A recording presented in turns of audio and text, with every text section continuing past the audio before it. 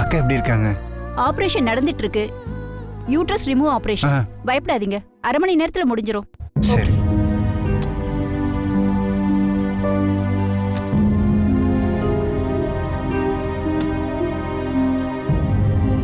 வணக்கம். இன்றைய முக்கிய செய்திகள். சென்னையில் இன்று காலை 10 மணி அளவில் நடந்த ஒரு சாலை விபத்தில் சென்னை ஹைகோர்ட் வழக்கறிஞர் ஜோதி பிரகாசம் என்பவர் தன்னிலாரி மோதி விபத்துக்குள்ளானார்.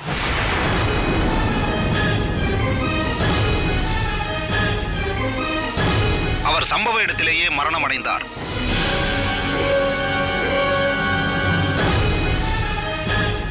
ஜோதி பிரகாசம் சென்னை ஹைகோர்ட்டில் அரசாங்க வக்கீல் ஆவார். அவருக்கு வயது 53.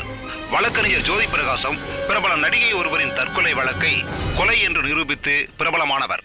அதைத் தொடர்ந்து அவருடைய வாத திறமையால் பல வழக்குகளை ஜெயித்தவர். 2 ஆண்டுகளுக்கு முன் அவர் அரசாங்க வக்கீலாக பதவியேற்றார்.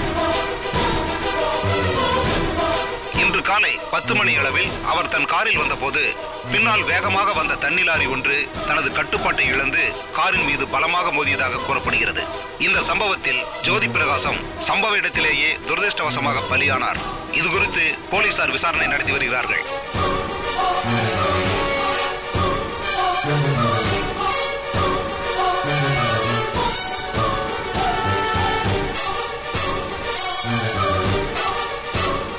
என்னது, வக்கீல் இறந்துட்டாரா? 11 மணிக்கு தானே தாத்தாவோட 2வது வீட்டில் படிக்கிறதா இருந்தாரு. ஐயோ, ராஜன் ஆஃபீஸில் இருப்பாரா? இந்த விஷயம் தெரியுமான்னு வேற தெரியலையே. அக்காவுக்கு வேற ஆப்ரேஷன் நடந்துட்டு இருக்கு.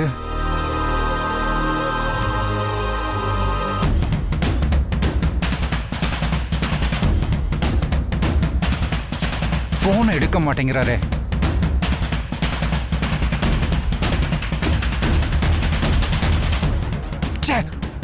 இந்நேரம் பார்த்து ஃபோன் எடுக்க மாட்டேங்கிறாரே.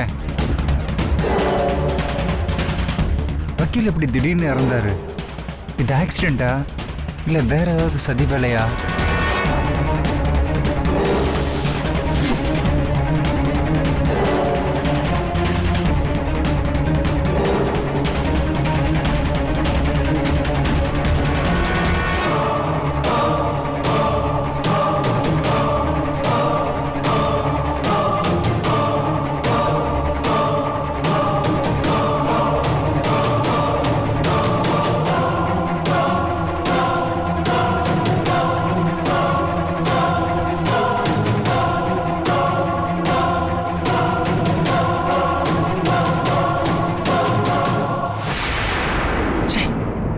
சங்கர் இப்ப எங்க போய் தொலைஞ்சான்னு தெரியல. போனே கிடைக்க மாட்டேங்குது. நான் தான் சொன்னேன், நீங்க தான் யாருமே என்ன நம்ப மாட்டேங்கிறீங்க.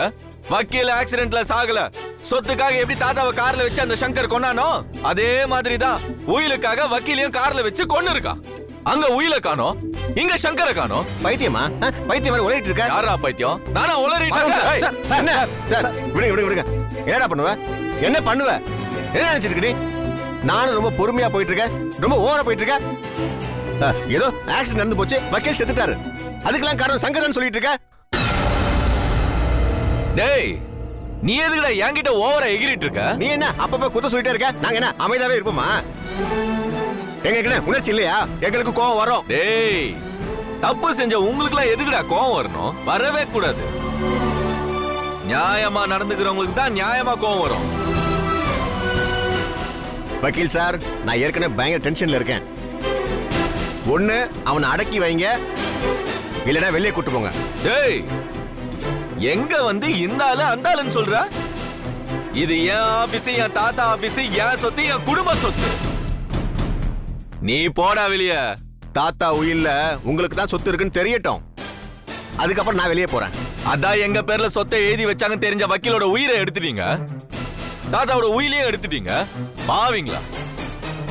இது அந்த சங்கர் செஞ்சா நீ என்ன அந்த திட்டத்துக்கு ஸ்கெட்ச் போட்டு கொடுத்தியா? அதான் உனக்கு கோவம் வருதோ? வக்கீல் சார், மாதவன் சார், கொஞ்சம் பேசாம இருங்களே.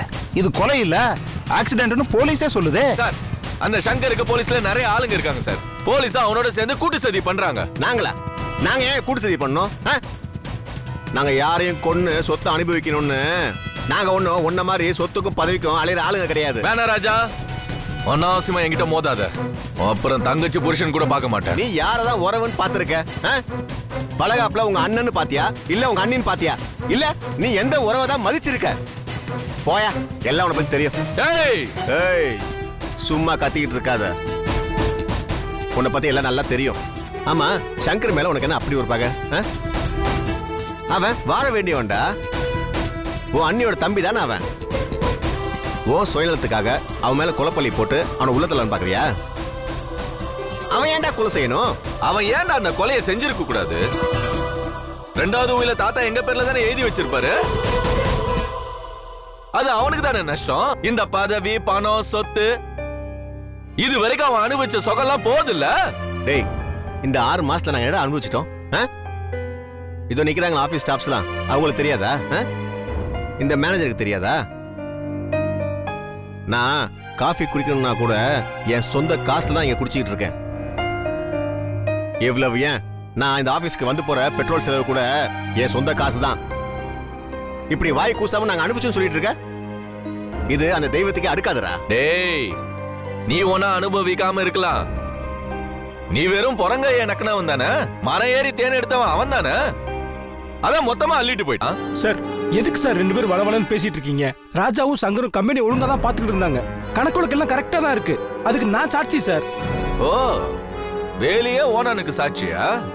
ஏன் ஐயோ, நான் வளவலன்னு அனாவசியமா பேசிக்கிட்டு இருக்கேன்னா இதை நான் ஞாபகம் வச்சுக்கிறேன். ஞாபகம் வச்சுக்கிறேன். இந்த கம்பெனி எம்டி சீட்ல வந்து உட்காருவன்ல, வந்தவனே முதல் வேலையை உன் சீட்டை கிழிச்சிடுறேன். சார் சார், நான் ஏதாவது தப்பா சொல்லியிருந்தா? இனிமேல் உனக்கு இங்க வேலை கிடையாது. வா, இவனோட போயிட்டு அரிசி மண்டியில கணக்கு எழுது. மிஸ்டர் மாதவன், சங்கர் இன்னும் வரல. இப்போதைக்கு வர்ற மாதிரியும் தெரியல. இனிமே தான் போலீஸ் விசாரிக்கணும். அதனால நாம இங்க வெயிட் பண்றது வேஸ்ட்.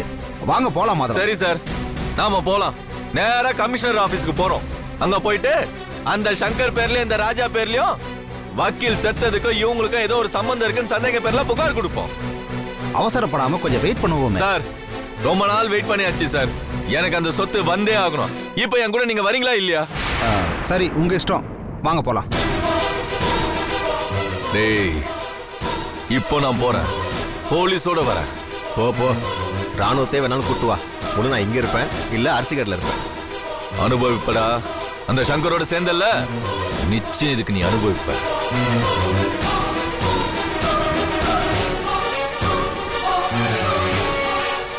போங்க, வேலையை பாருங்க.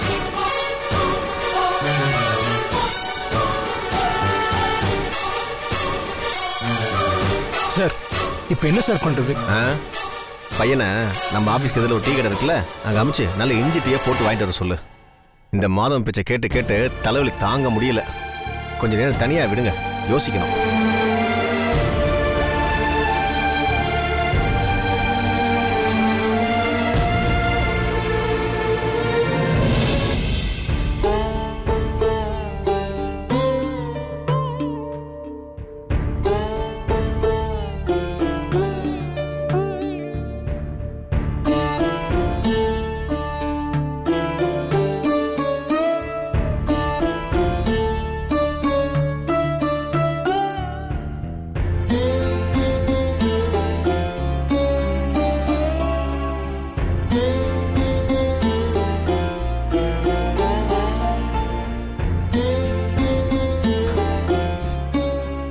சங்கர், டாக்டர் எப்போ டிஸ்சார்ஜ்னு சொன்னாங்களா? சங்கர், ஏய். ஓ, இந்தாக்கா. என்னடா இது? தண்ணி கேட்டியே? தண்ணியா கேட்டேன்? எப்போ டிஸ்சார்ஜ்னு கேட்டேன். சாரிக்கா, ஒரு 2 நாள்ல பண்ணிடுவோன்னு சொன்னாங்க. ஆமா, உனக்கு என்ன ஆச்சு? நீயே ஒரு மாதிரியா இருக்க. உனக்கு ஏதாவது பிரச்சனையா? நம்ம தாத்தாவோட வக்கீல் இல்ல?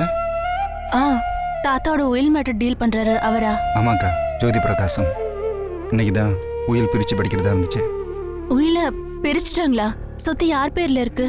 இல்லக்கா, அவருக்கு வர வழியில கார் ஆக்சிடென்ட் ஆயிடுச்சான். ஐயோ, எப்படா? இன்னைக்கு காலையில தான்க்கா. என்னடா சொல்ற? ஆமாக்கா, இது ஆக்சிடெண்ட்டா இல்லை சதி வேலையான்னு எனக்கு தெரியல. நான் ராஜனனுக்கு ஃபோன் பண்ணி ட்ரை பண்ணேன், அவரும் எடுக்கல. அதான் எனக்கு ஒரே கன்ஃபியூஷனாக இருக்கு. டேய், ஏதாவது சீரியஸான விஷயமா இருக்க போது நீ உடனே கிளம்பி போயிடு. இல்லக்கா, நீ வேற ஹாஸ்பிட்டல்ல இருக்க, நான் பாத்துக்கிறேன், விடு. எனக்கு ஒன்றும் இல்லடா. இப்போ என்னோட ஒரே பிரச்சனை இந்த விஷயத்த அவர்கிட்ட எப்படி சொல்றது, அவரை நம்புவாரா மாட்டாராங்கிறது தான். இந்த விஷயத்த சொல்றதுக்கு அப்புறம் என்னை ஏத்துப்பாரா இல்லையான்னு அதுதான்டா எனக்கு பயமா இருக்கு. அழாத, உன் வயிற்றுல ஸ்டிச்சஸ் போட்டிருக்காங்க, அழக்கூடாது, எமோஷனா கூட டாக்டர் சொல்லியிருக்காங்களே.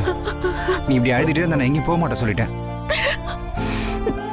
இல்லடா, என் வாழ்க்கை முடிஞ்சு போச்சு. எனக்கு செய்ய வேண்டிய கடமைய தம்பியா நீ நிறைய செஞ்சுட்ட. இங்க பாரு, நீ போய் உன் வாழ்க்கைய பாரு. நீ முதல்ல கிளம்பு. இல்லக்கா, நீ ஹாஸ்பிட்டல்ல இருக்க, நான் எப்படி என்ன பாத்துக்க எனக்கு தெரியும். நீ போடா. சரிக்கா, நீ பாத்துக்கோ. நான் போயிட்டு எவ்வளவு சீக்கிரம் வர முடியுமோ வந்துடுறேன். என்ன, சாதாரணமா ரிலாக்ஸா இருக்கணும். நீ பார்த்து போயிட்டு வா. சரி.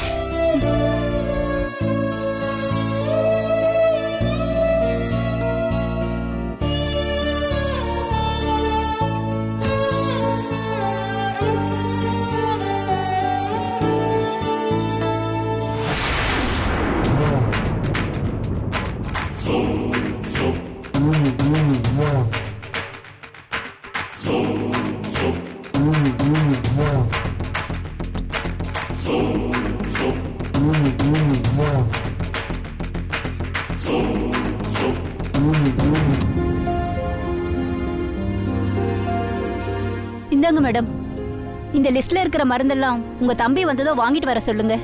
அடுத்த நர்ஸ் வந்து கலெக்ட் பண்ணிப்பாங்க. எனக்கு டியூட்டி முடிஞ்சது, நான் ஹாஸ்டல் கிளம்புறேன். என்னது, ஹாஸ்டலா? ஆமா, அதானே என் வீடு. அப்போ உங்களுக்கு வீடு குடும்பம்? ஓ, நீங்க வெளியூர்ல இருந்து வந்து இங்க ஹாஸ்டல்ல தங்கி வேலை பாக்குறீங்களா? வீடு குடும்பம் புருஷன் இதெல்லாம் ஒரு காலத்துல இருந்தது. இப்ப பட்ட மரமா நிக்கிறேன். ஏண்டா வாழறோம்னு இருக்குங்க. சரி, உங்களுக்கு உடம்பு எப்படி இருக்கு? பரவாயில்லையா? என் தலையெழுத்து, நான் நொந்துகிட்டு இருக்கேன். பாவமா நீ, அபாஷன் ஆயிருக்கு, கர்ப்பப்பையும் எடுத்தாச்சு. இதெல்லாம் ரொம்ப கொடுமைம்மா. எந்த பொண்ணுக்கும் இப்படி நடக்க கூடாது. அப்படியே என் வாழ்க்கையில நடந்த மாதிரியே உன் வாழ்க்கையிலயும் நடந்திருக்கு. அதாம்மா எனக்கு வருத்தமா இருக்கு.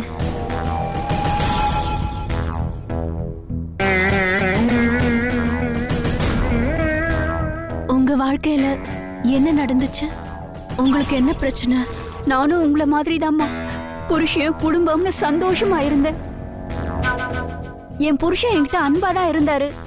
ஏன் துரதிருஷ்டம், நிறமாசமா இருக்கும்போது என் கர்ப்பம் களைஞ்சிருச்சுமா. அதனால என் கர்ப்பப்பையே எடுத்துட்டாங்க.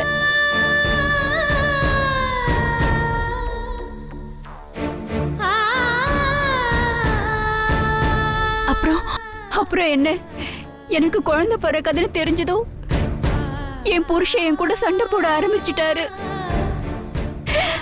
அக்கம் பக்கத்துல உள்ளவங்க எல்லாம் என்ன கேவலமா பேசினாங்க.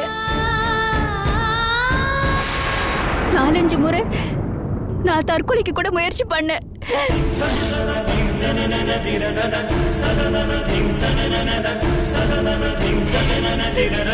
மாமியார் கொடுமை, நாத்தனார் கொடுமை, இதெல்லாம் என்னால தாங்க முடியல.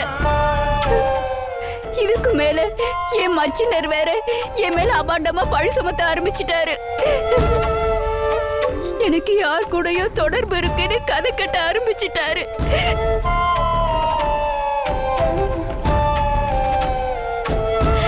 அதனாலதான் என் குழந்தை களைஞ்சிருச்சுன்னு பழி போட்டுட்டாரு. என் புருஷன் என்ன அடிச்சு துரத்திட்டு பெரிய குடிகாரன் ஆயிட்டாரு.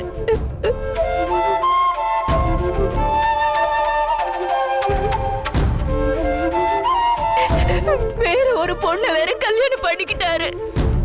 அந்த பொண்ணை வீட்டுக்கு கூட்டிட்டு வந்து என்ன வேலைக்காரியா நடத்த ஆரம்பிச்சிட்டாரு. எனக்கு வாழ்க்கையை வெறுத்து போய் ஊரை விட்டு இங்க வந்துட்டேன்.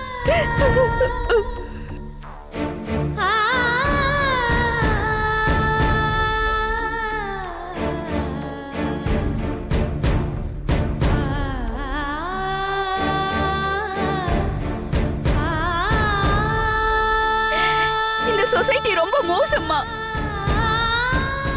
இல்லாத பொம்பளைய பார்த்தா அதுக்கு ரொம்ப பிடிக்கும். சீண்டி சீண்டி விளையாடும், எட்டி எட்டி உதைக்கும், ஈட்டி வச்சு குத்திக்கிட்டே இருக்கும், வார்த்தைகளாலேயே கொன்னுடும். நாம அழறத அவஸ்தைப்படுறத பார்த்து வேடிக்கை பார்த்து கை கொட்டி சிரிக்குமா. மானம் உள்ள எவ்வளோ குழந்தை இல்லாம இந்த உலகத்துல வாழவே முடியாது, வாழவும் விடாது.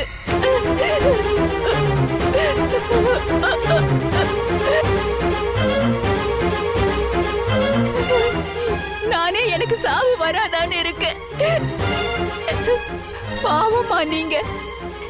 என் கதையை உங்ககிட்ட சொல்லி உங்களையும் டென்ஷன் பண்ணிட்டேன். நீங்க ஜாக்கிரதையா இருந்துக்கோங்கம்மா. இந்த உலகம் நீ எப்போ ஹாஸ்பிட்டல்ல இருந்து வெளியே வருவேன்னு உங்களை பார்த்துக்கிட்டே இருக்குது. எப்படியெல்லாம் உங்களை சித்திரவதை பண்ணலாம்னு காத்துக்கிட்டு இருக்கு. உங்க தெருவுல இருக்கிற பொம்பளைங்க, பக்கத்து வீட்டுக்காரங்க, தெரிஞ்சவங்க தெரியாதவங்க எல்லாரும் ரெடியா இருக்காங்க. உங்களை பகடக்காயா வச்சு உருட்டி விளையாட போறாங்க. ஜாக்கிரதையா இருந்துக்கோமா. இதுக்கு மேல நான் சொன்னா வம்பாயிடும். நான் வரேம்மா. பாவமா நீ உடம்ப பாத்துக்கோ.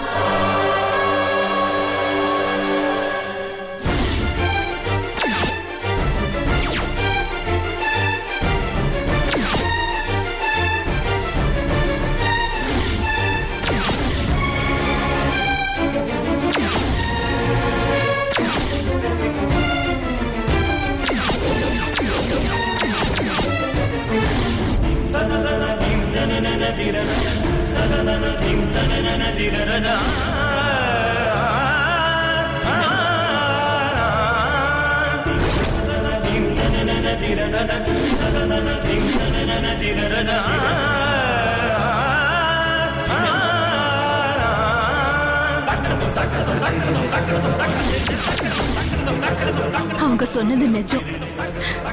நான் அப்படி நிறைய பேரை பார்த்திருக்கேன். இந்த உலகம் குத்தி குத்தி ஏளனம் பண்ணும். என் புருஷன் என்ன வெறுப்பாரு, இன்னொரு கல்யாணம் பண்ணிப்பாரு, என்ன வேலைக்காரியா நடத்துவாரு. அந்த மாதவ, ஐயோ, யார் என்ன சொன்னாலும் சொல்லலைனாலும் அவன் நிச்சயம் என்ன நடத்த கேட்டவ. அதனாலதான் இந்த குழந்தை கலைஞ்சதுன்னு கோசாம என் மேல பழிய தூக்கி போடுவான். ஐயோ, இப்படி ஒரு வாழ்க்கை எனக்கு தேவையா? எல்லாருக்கும் பாரமா நான் ஏன் இருக்கணும்? ஒரு பிச்சைக்காரி மாதிரி என் புருஷன் கிட்ட நான் ஏன் அன்பை எதிர்பார்க்கணும்? வேண்டாம் வேண்டாம், இது அசிங்கம், இது அருவருப்பு.